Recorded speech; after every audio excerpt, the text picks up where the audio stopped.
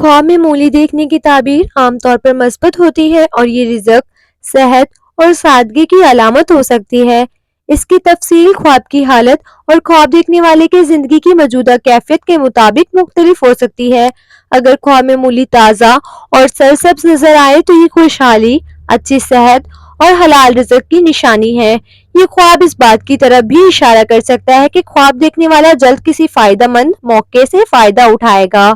मूली को ख्वाब में खाते हुए देखना अच्छे फैसले करने और जिंदगी में मस्बत तब्दीलियों की अलामत हो सकता है।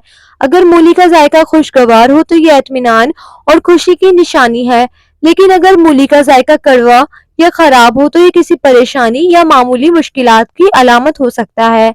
अगर ख्वाब में मूली की काश्त या जमीन पर मूली देखें तो ये मेहनत का फल मिलने और जिंदगी में तरक्की की अलामत हो सकता है। ख्वाब में मूली को खराब या सड़ी हुई देखना किसी किस्म के नुकसान या मुश्किल का इशारा दे सकता है।